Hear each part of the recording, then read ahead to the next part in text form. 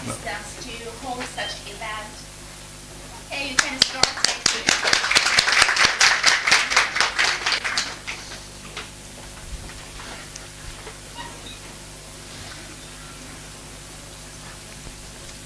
Okay, so welcome to my now last lecture for this week, unfortunately. I want to talk about movement patterns today, and let me start again with this general overview of, you could say, general purpose questions, and let's see what we talked about. We talked about simplification, we talked about segmentation, then this finding recurrent patterns and subtrajectory similarity. We talked about similarity computations we've seen several times, clustering, to some extent as part of clustering, finding a typical trajectory. Visualization is here on the list that I didn't talk about, and the last point here on the list that I didn't mention yet is flocking or grouping pattern detection, or more general what we call movement pattern detection. So this is from a taxonomy of movement patterns. So it's separated into behavioral patterns, so they are more kind of linked to specific behaviors like foraging or migration. And then there are these generic patterns like temporal sequences, temporal periodicity, or spatio-temporal periodicity. And all of this falls under the larger scope of movement patterns. So there are many, many movement patterns, in particular also many that describe groups in some way, that describes behaviors within a group to some extent. And the challenge is always to find a formalization, so some kind of useful definition, which is on the one side not too specialized, which is also not too abstract, so that it's actually useful for something, and for which we then at the very end also are able to actually come up with algorithms. So let me talk a bit about the problem of detecting groups. So again, this has been studied by many, many people, and there are various ways of defining groups, and I will show you a few of them. In principle, we're looking at a set of moving objects which at some time are together and then which travel for some kind of longer time together. So that is what we mean by a group. And a very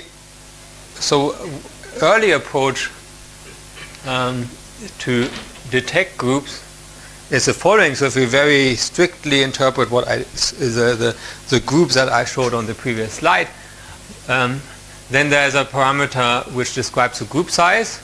There's a parameter which describes how far entities may be outside of apart from each other. There's also maybe a parameter which describes the duration of groups. And if I look at these trajectories, so they're starting here, moving there, and I look at the movement over time, so at this point they're close together. And when one way, so I need, let's say my group size is 3, so these three are close together. This one is still a bit further away. So one way to describe what a group could be, at least in a very simple geometric description, is that these points should lie inside a disk, and they should remain to lie inside a disk over an extended period of time. And at this point the group ends again. So in this case we would detect this group over this duration.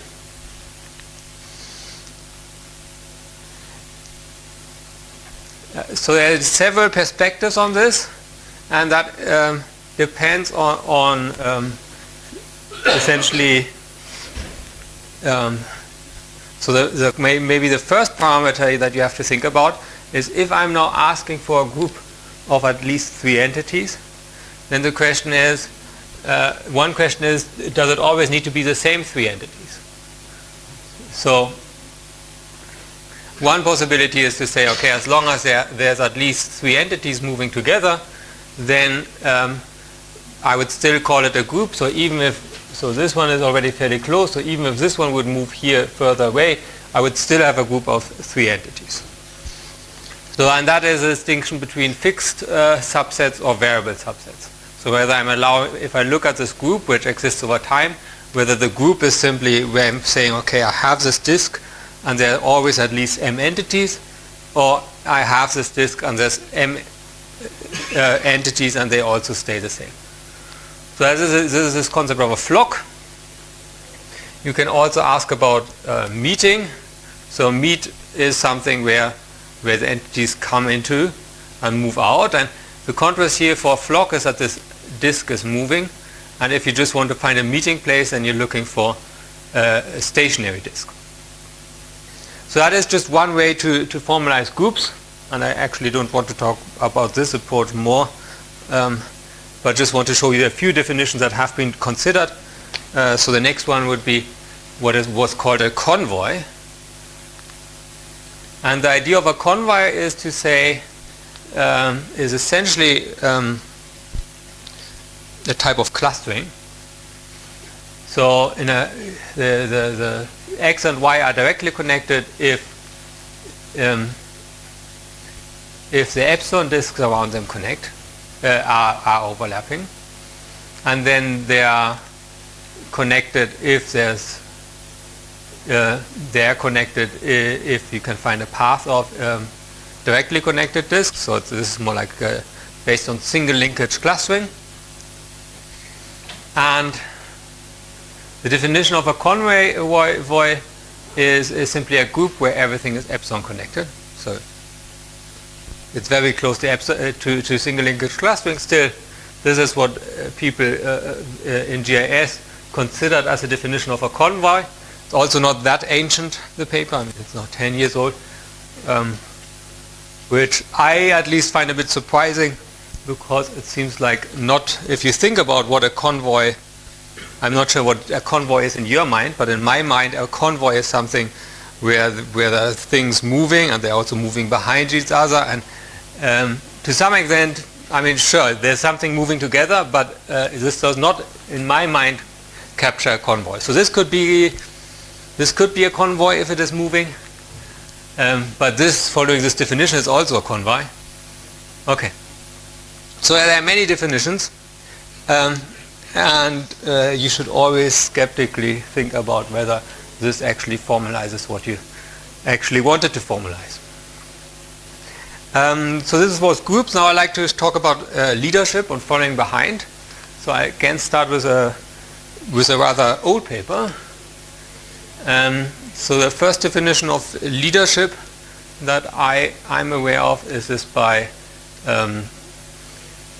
definition where you say, okay, this one would be a leader. No, this one is following somebody. If there's somebody, if I look at this directed cone here, and there's somebody in this cone, so this is the front cone of this entity, and now this one is following the other one.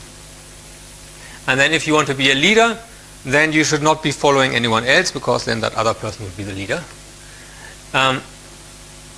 If you want to be a leader, you need followers. So in this definition, you should have at least m followers. So this could be the leader here now. Because let's see, it's in all of these cones. And then, okay, this is just at one point in time. So if you want to have a leader in terms of movement data, you want to have a leader which leads for a certain duration. And if you look at this simple definition, then I mean, essentially you can check this pairwise relation between any two entities in n squared time. Then if you have t time steps, then the number of relations you want to test is n squared times t. And then if you do it over, if you think of this again as polygonal curves, so you're doing this continuously, so then you'll have to check for events, when does something enter such a cone or not, and then you end up essentially with, you could say, you have to process events when this happens. So you have some kind of priority queue, so you get an extra log factor. And this, okay, You may or may not agree whether this captures leadership. It is from 2007, so that was a time where a lot of these movement pattern papers appeared. And I would say, looking back, or in particular later talking to biologists, very often this leadership, I mean, it's more subtle than this. In particular, you can also lead a group from behind, for instance. This is not captured at all in here. So, but I think geometrically speaking, it is a reasonable definition. Then just one more, yet another movement pattern. So if I'm looking at popular places, so a popular place could be simply some location which is visited by many different entities. And this is a paper also by Joachim Gudmundsen. I think he actually also talked about this here when he was here. And I also won't say much about it. So what they were looking for is a region, and for instance simply a unit square, which is so it's called popular if at least m entities visited. And okay, let them have. They'll now move 1, 2, 3, 4, 5 visited. Some others visited again, I think, but 7. So there were 7 visits, but only 5 entities visiting. Exactly. So in terms of, if you talk about popularity, you're not counting visits, but the entities. So this would be popular with m is 5. We actually recently looked at this algorithm again in a setting where we want to compute it, where we want to compute popular regions, not in one go, but more in an interactive setting or kind of a progressive setting. So algorithmically, so if you think this is an interesting problem, I think there's still a little bit to do there. If you look at different objects you want to compute, or different constraints that you put onto your computation. Now, one more. No, I have two more topics which are both a bit bigger. This is the first one is single file. So this was actually, I think, the first paper where I actually my first paper on movement patterns. So I have to show it. Even if Joachim also showed a little bit of it, but I have some extra slides. And my extra slide, so our motivation then was single file. So single file means I have this penguin and it's moving, and this penguin is moving behind this one behind that one, and so on. But to some extent, if you look at it pairwise, you can also see it simply as a delay. Somebody is moving and somebody else is moving a bit later, and that is kind of the perspective that we took later. So let's have just a few examples of what we think would constitute single file movement, or if I just have two movements, two entities, a movement with a delay. So these two, let's have a move.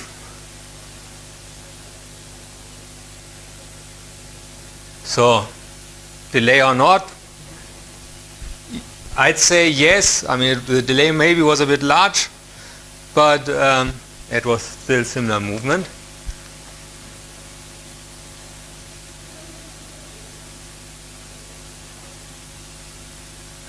So huge delay. So in terms of delay, yes. In terms of single file, part of a single file, I would say no.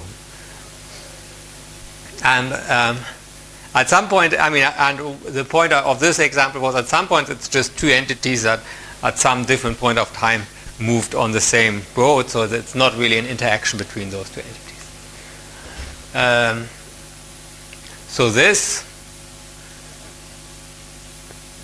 So the movement with delay, it's not really single file, so it's somewhere in between.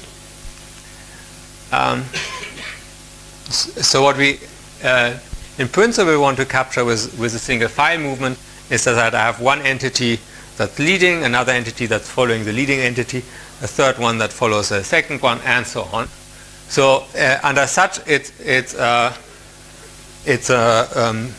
can be described by pairwise relations.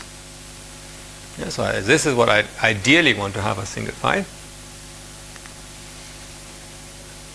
And if I look at it as a pairwise relation, then it's a property, you could describe it as following behind or delay.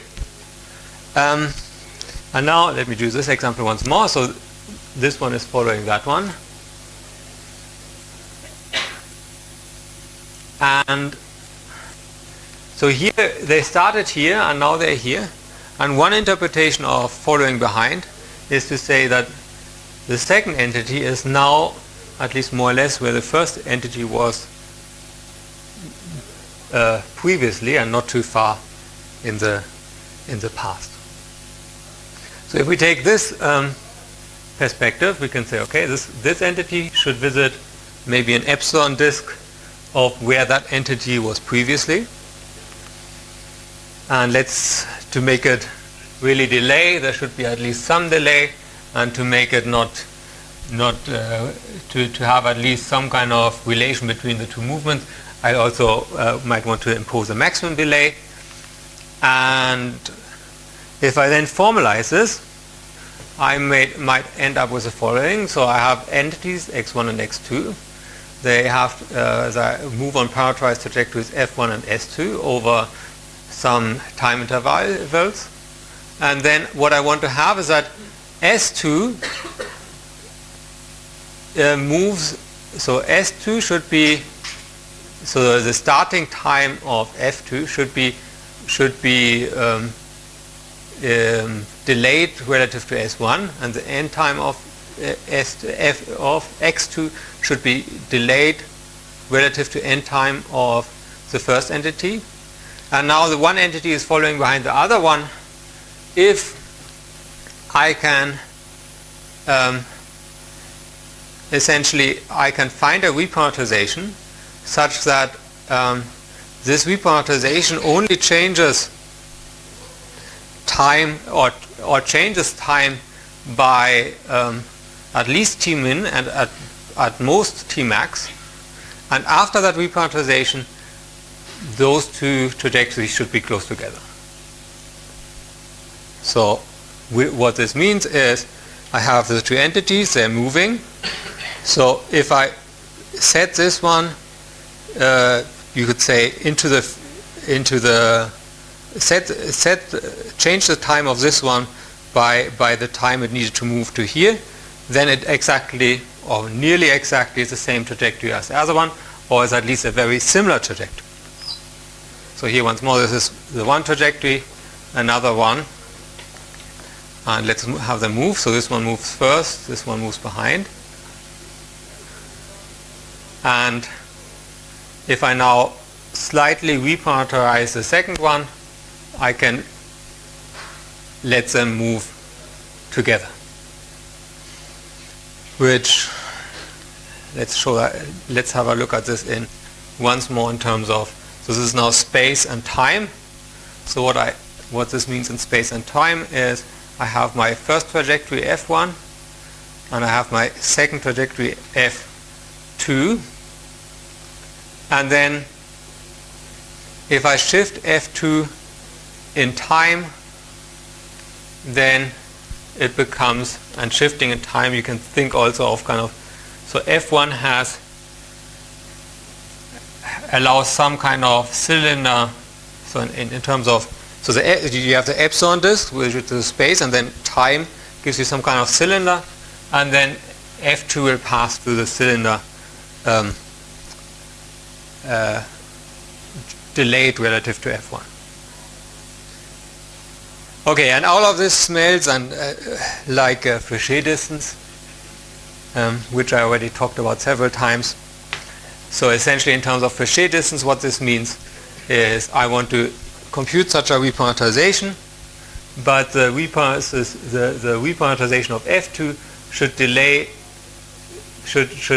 express the delay of f2 relative to f1, which means that, so if you look at the alignment along the diagonal, then it would mean you just take the times as they're given. If you look at an off diagonal alignment, then it means you're taking the time with where one is delayed to the other one. So, and that is how we how we model this. And then if you look at the running time, in principle it is, you have this quadratic free space, but if you take into account that you're now just looking at a thin strip of the free space, then you can look at, then essentially the running time goes down, because you will always only have to look at a constant number at a small number of cells per row or column. So that is expressed by k, the number of cells that fits into such a diagonal strip. T is here the number of timestamps. You get a running time of k times t to check whether a parameterization is correct. And then if you want to kind of test over the whole trajectories, you can build, essentially this is similar to the data structure which I showed for the subtrajectory clustering, just that you have now very narrow strips, and then this running time is linear times k squared, where k squared expresses how much on average in terms of cells you have within such a strip. So this is by now a somewhat older paper, but we actually recently needed the techniques again, and then so we also then implemented it, because there we were interested in for animal movement, we wanted to know who's leading or who's following, so who's initializing some movement and who's then kind of reacting to that. And there we simply, so this is an approach from the older paper implemented. What you see here, this is now not the free space but the distance matrix colored. So when it's very dark, it means that it's very close, and the red parts are very far. Then we compute an optimal path in the distance matrix, and you can choose whether you want to use discrete Fouché distance or dynamic time warping or other optimization criteria. And what we use this now for is not to detect single file as such or following as such, but we now take the optimal path, no matter whether it falls into a strip or not, and from that just want to learn how the animals or objects related to each other, in the sense that if the optimal path is close to on the diagonal, it seems that they simply move together. But if it's off diagonal, like here, then you can assume that the second entity here reacted to the movement of the first one.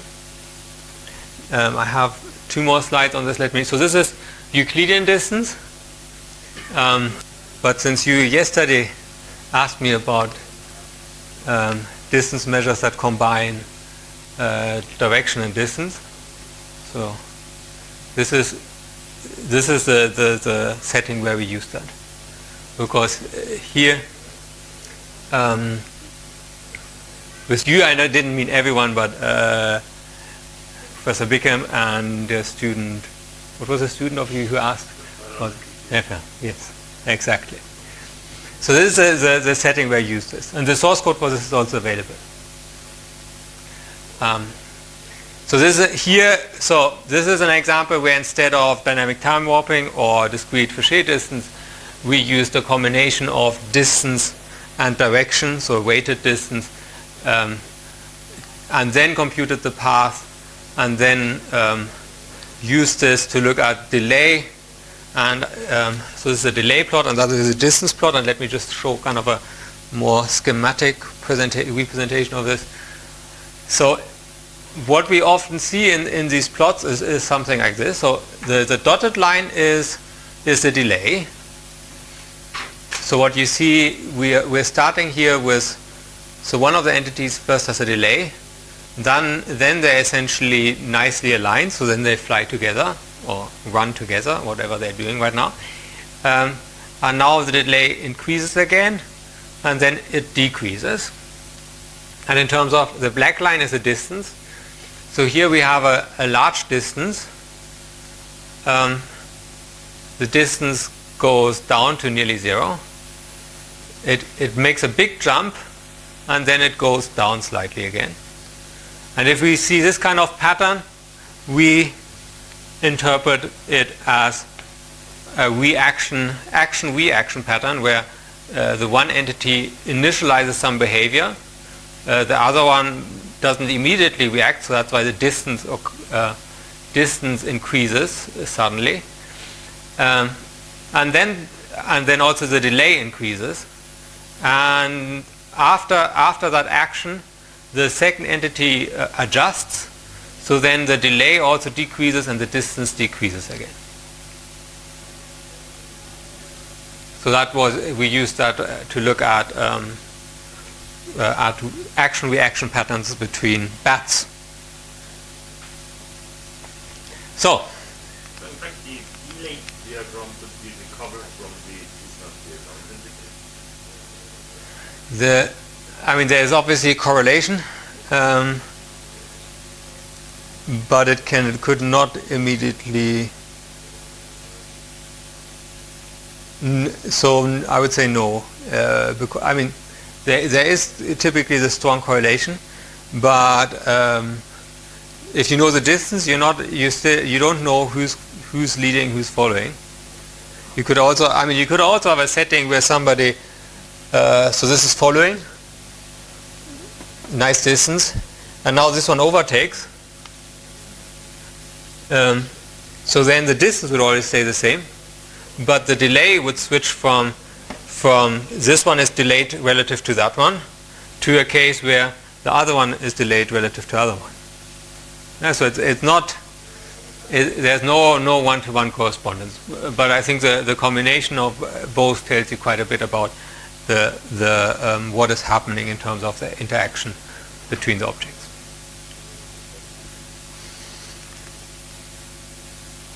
So here I'm back to this overview, and I showed you a couple of examples, and where I'd like to go next is something that we call a grouping structure. So where I showed you several definitions of what a group is, but what we wanted to capture here is how over time the groups change. So we didn't want to simply detect groups, but we wanted to somehow describe how groups change, whether they split, whether they merge.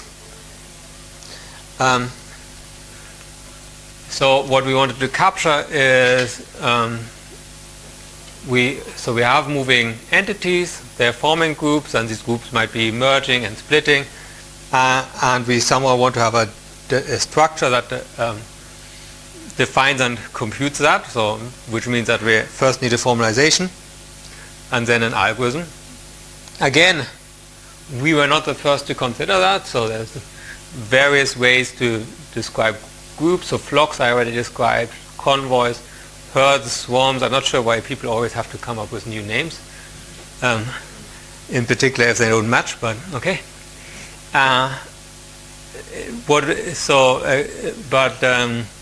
Moving groups cluster, that's at least somewhat generic. So what we want to describe is what over time how groups evolve or split. And what was important to us was that we wanted to use the whole trajectories instead of simply the data points. So instead of looking at the discrete problem, we wanted to look at the continuous problem. And we wanted to look at the overall structure over time and not just kind of finding groups at certain moments in time. And we were aiming at some kind of mathematically clean model, and then obviously at some algorithms. I will also show you at the end some results from the implementation. So let's look at moving points again. So this looks like a group, this looks like a group, I would say. But now they move over time. So now we can wonder, was there a group here or not? That kind of depends on your perspective. Was there a group? What do you say? Huh? You say no, yes, you say no. Huh? same problem. Yes.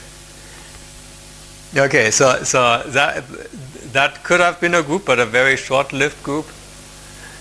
This now slightly more looked like a group.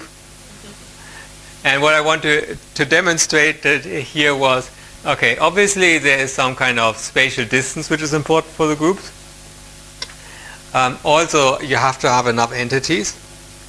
But then a possible parameter that is important is how long does this group actually exist. So those were the three parameters that we used: group size, distance, and duration. Then also, if you don't want to kind of detect just a group at a certain moment in time, but want to look at all groups, then you have to be a bit careful. And we said we are only interested in the maximal groups, because obviously, if you have, if I set my parameter for group size to 4, and I have 8 groups moving together, 8 entities moving together, then a structure that somehow reports all subgroups of those 8, so 8 choose 4 groups, is not really a nice representation. So that means we wanted to have maximal groups, and maximal in the sense of group size, so which means that it's not possible for this group, given those 3 numbers, to kind of add a member and then still be a group over at least the same time interval, but also maximal in terms of time, so in terms of duration, and that means in particular instead of start time and end time. So we're not interested in a group that, let's say, of 3 entities where the same 3 entities also move together actually for a longer amount of time, because then we could have immediately take the longer amount of time. So that's what I mean by maximal groups. So here the setting is static or dynamic? I mean, if somebody can join and then somebody leave? So here, yes. So that is a setting where we would see this as several different groups. So just to, since you now asked the question, it will come later also, but if I have, so if these two,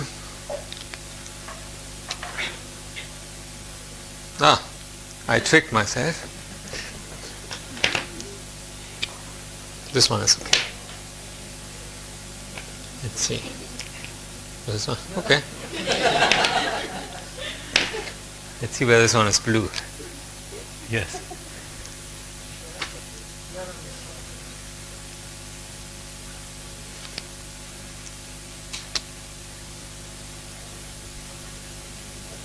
That's also blue. My apologies. One of these has to be black. So some kind of pigeonhole principle should apply. It's always the last one, huh? Who's a blue cap? This is black. Fantastic.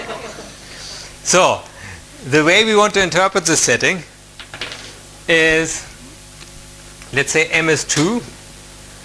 So groups should have at least size 2.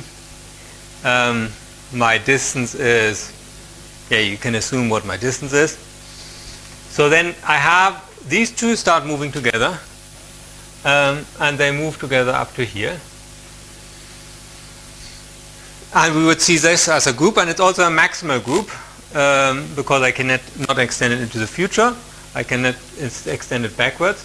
And if I would extend it in terms of size, so I add this one, then it also becomes shorter. So this is another group, and then there's a third group here. So we count them separately. We count them separately, and then we want to nicely represent this somehow. Somehow even if some of the concept of clustering the software usually? It is, to some extent, yes. It's a bit different from how I described clustering subtrajectories, in the sense that in the previous settings I always looked at trajectories that are not aligned in time, so I was more clustering their path. Otherwise, it's not really clustering in the sense that it's partitioning, but it's more like clusters, subtrajectory clusters. Yes. Yes. In the criteria, you mean the number of time steps or only the duration? Number of time, I mean duration in time. Then we don't ignore the speed, yeah? The speed doesn't directly, Is included? the speed is not included. So I mean here it is about time, not about length, you could say. That means that if they're moving, yes? Can we say that it's the number of time steps there? You could say it as a number of time steps. The reason I wouldn't call it the number of time steps is because we're looking at this continuously. So it's the duration. But in the discrete setting, it's simply the number of time steps, yes.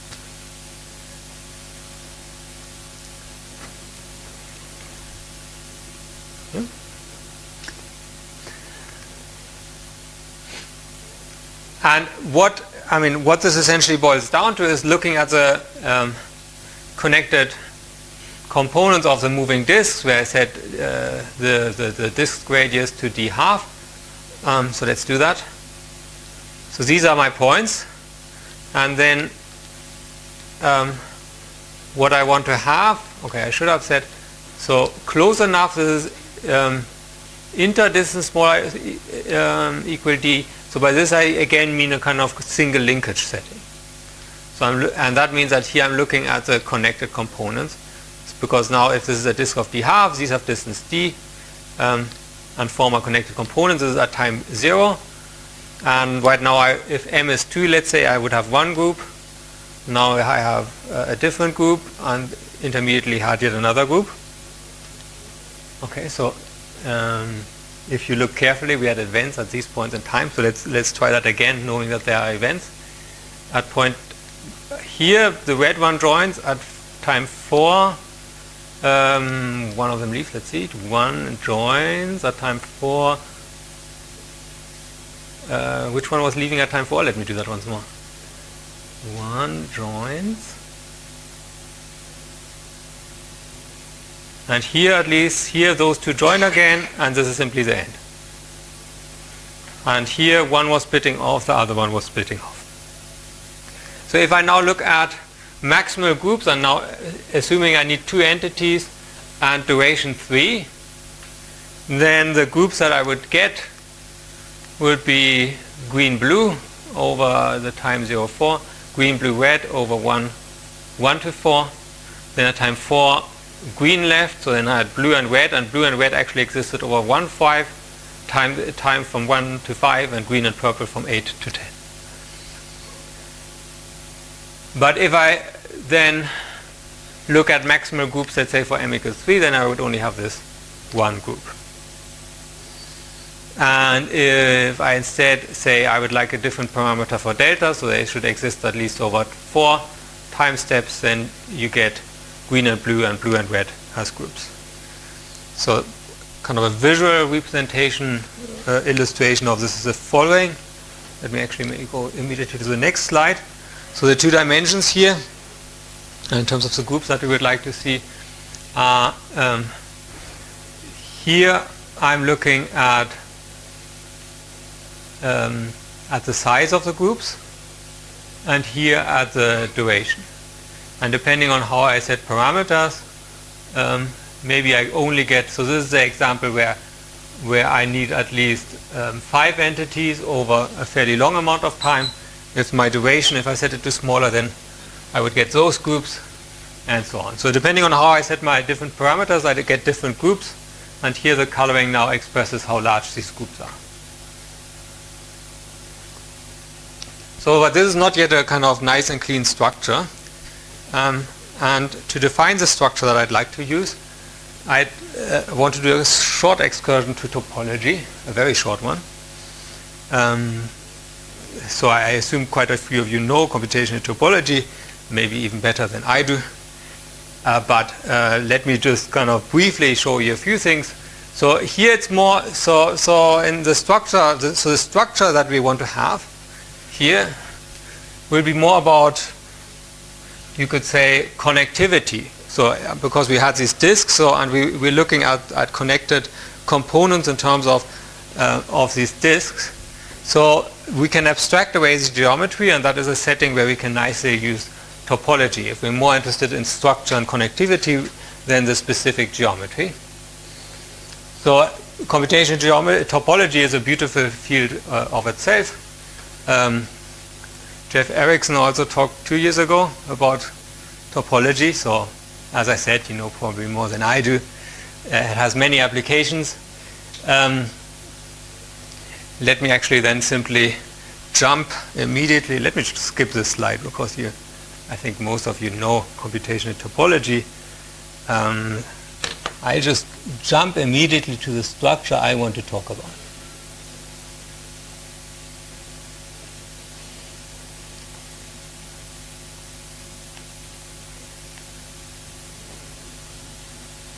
Not here yet? No.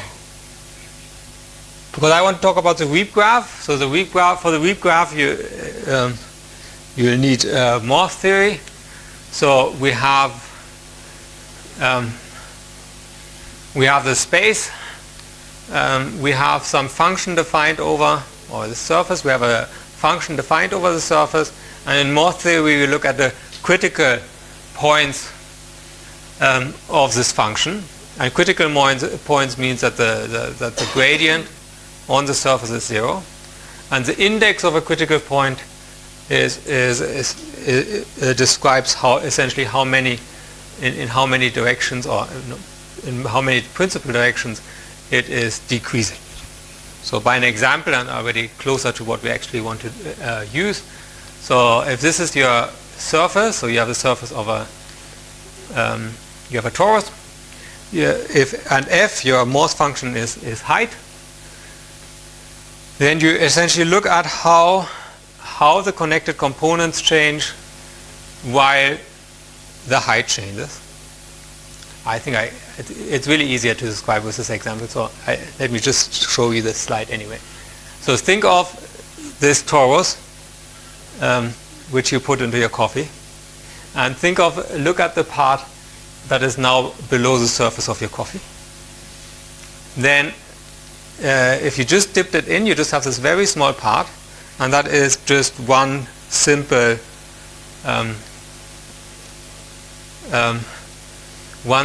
surface.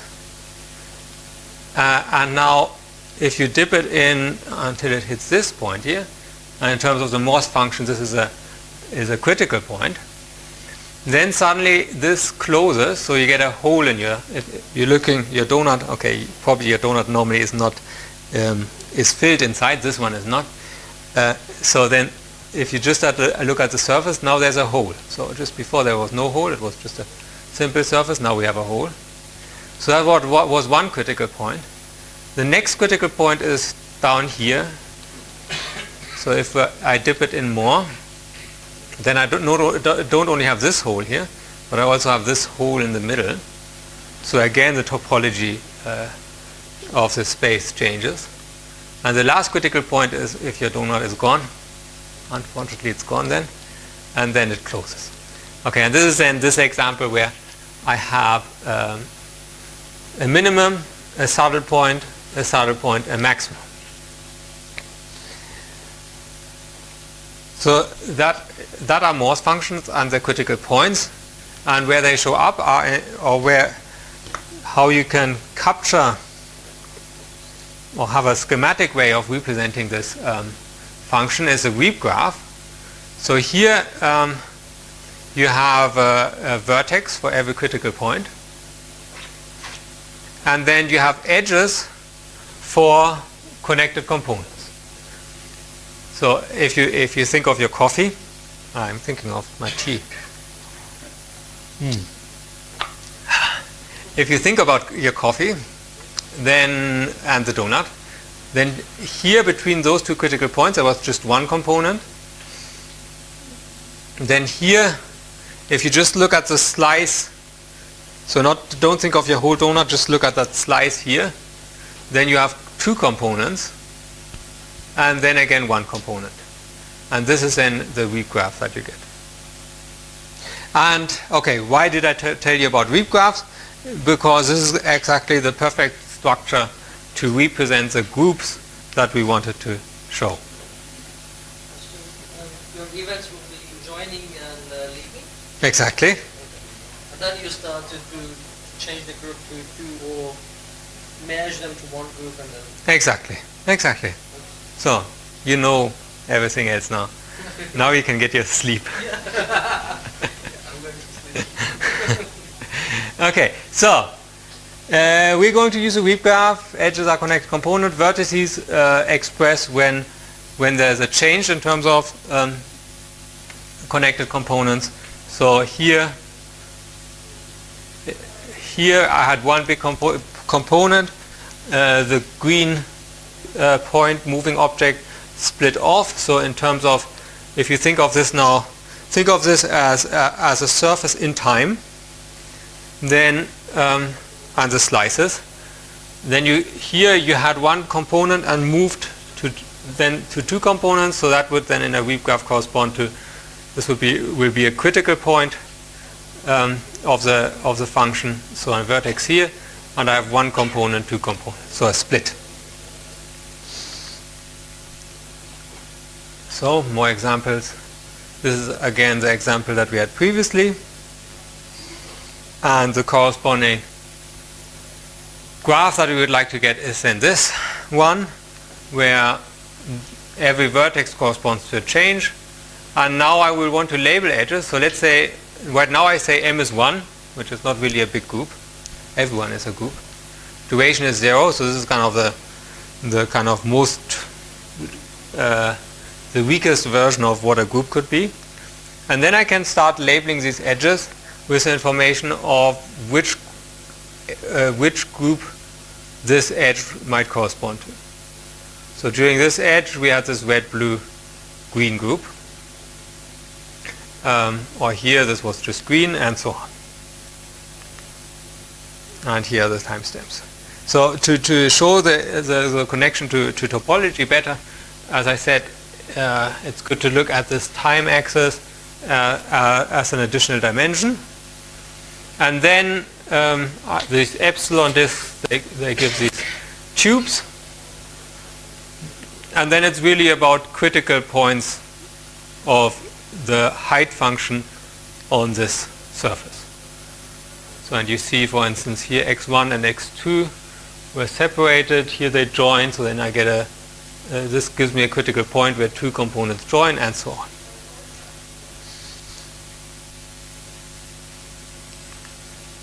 So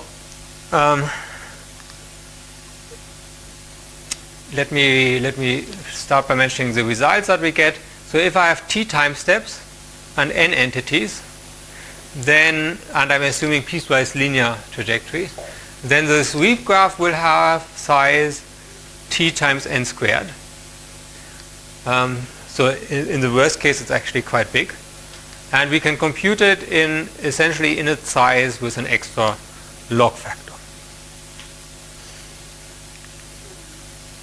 And there are essentially four types of vertices. We have start vertices, end vertices, merge vertices, and split vertices. And we can also look at them in terms of their degrees. So the in and out degree exactly tells us whether it's a start, end, merge, or split vertex. So in terms of the complexity, so why could the complexity be so high? If I look at, so this is now between here, this is the location of the trajectories at one time step. This is a location at the next time step. And now if they're moving, obviously I can get many different small groups that, or you connect a component that just briefly exists and then disappear again. And I could have this during every time step, and that's why I can have a weak graph that has at least the size of t times n squared. And arguably this is really a very worst case, because hopefully between time steps not so much happens. But okay, on the other hand, it could be fairly complex, because if they're moving closely, you can also have a lot of interaction. So this gives me n squared in one time step, so t times n squared overall. We can also see that the weak graph, so that was a lower bound. I mean, I gave you an example of t times n squared. So we can also see that t times n squared is also an upper bound. And the reason for that is if I look at two entities, then those two entities between one time step can also just generate one vertex of the weak graph. Because we assume linear motion, so they can only once come very close and after that move apart, and it won't happen that. So two entities as such cannot during one time step come close several times.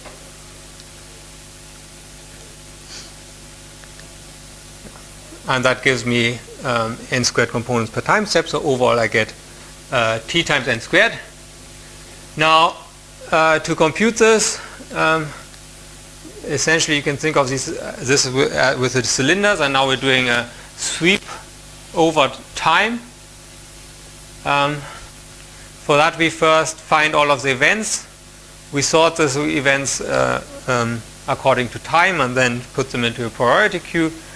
And to make this then work, so we initialize the graph. To make that then work, we need some kind of, we can use any data structure that is able to keep track of sets under unions and splits.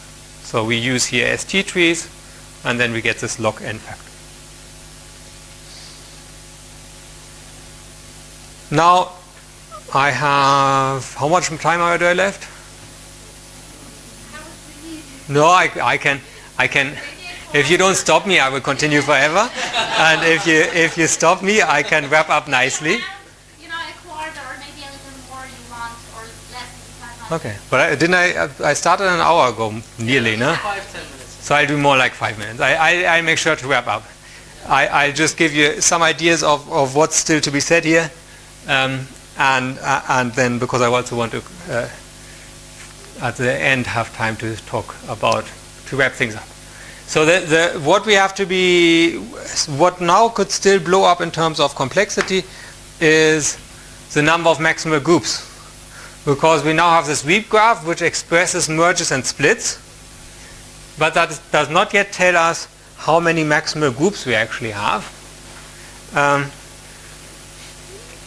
Because, I mean, for this edge, I know, okay, there was red, blue, and green moving together, but an edge as such is not yet a maximal group, because this red, let's say blue, green, this group existed from here, blue, green, ended here. So there's not a correspondence between edges and groups, and there can be many more groups than we have, than the size of the weak graph. So in the worst case, we have t times n squared maximal groups. And let me just give you the idea of the proof. So this is the size of the weak graph in the worst case, t times n squared. Then we need to prove that at any start vertex or any merge vertex, at most n groups start. Because, okay, at an end vertex, there's no group starting.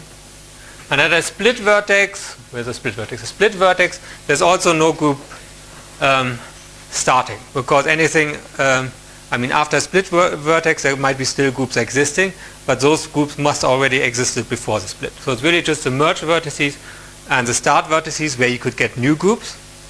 So in our example here, we had one group starting at the start and two groups actually starting at the merge vertex. So it can also be several groups starting there. But I'm arguing that at any such vertex, at most a linear number of groups start. And let me just do this by this illustration. So this is my weak graph. Then the way we do the analysis is essentially that we now cut open at split and merge vertices. Because if I now want to count how many groups, so I want to now start how many groups start at V, and that right now is still difficult to read off because, okay, let's say there was a group going here and one going here, but then both of these might exist after this merge vertex. So if I just look at end vertices, I can as such not count how many of these, how many vertices, how many groups started from here and ended there. But if I now cut this open, so what you see here, let me do it.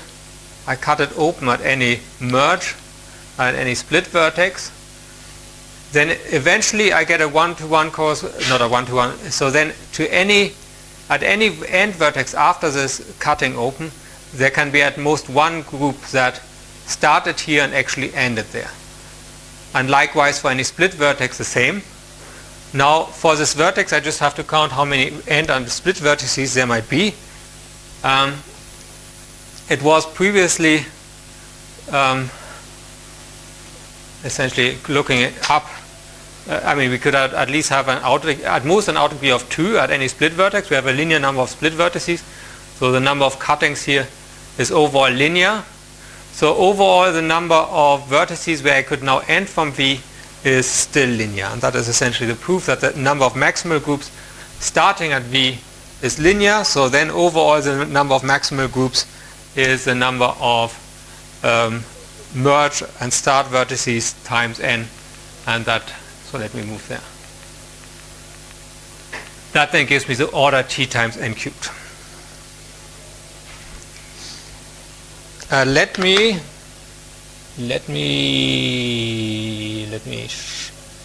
Yeah, I'd like to show you once how this looks like in terms.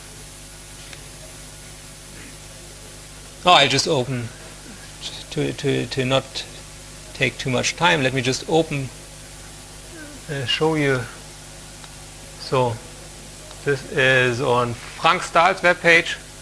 And there are lots of nice videos of when you set parameters differently, how the groups, what kind of groups you get and how they evolve. You can also, so we're using here a flocking model from NetLogo, and there's also we also use this data of Starkey data, so that is deer and in a kind of deer and two other kinds of animals. Yeah, so it's nice to see how these groups evolve. But to not go too much over time, I like to just mention it and now go back to my presentation.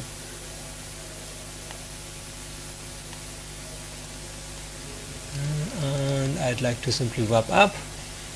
Sorry.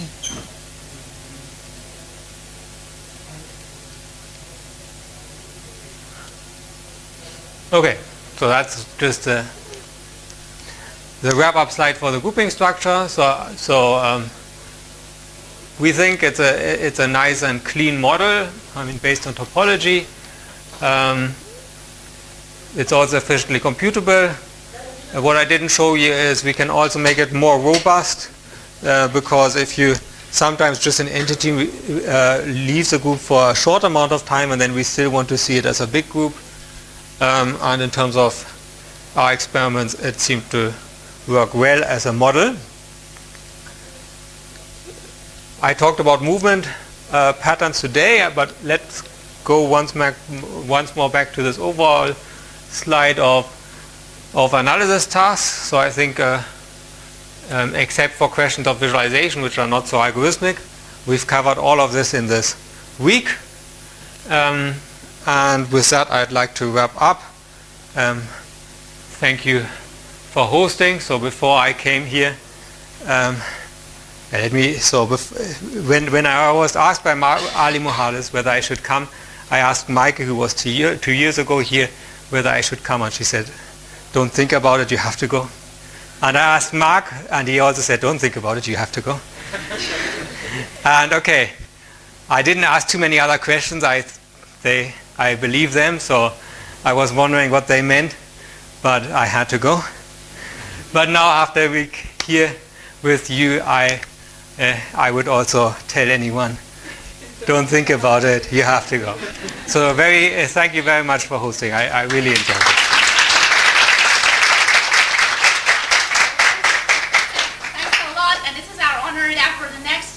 that we work with Bokhin family. Maybe, yeah, give them ovation.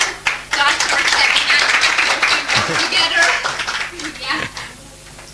You know, when our school is over, that this is our honor that for the 11th time we've got together. And you know, we hope that this event caused a scientific research in communication among all the participants of this event. And you know, keep in touch with us with our website. And you know, that's all for me. We hope that next year we can get together again. Thank you.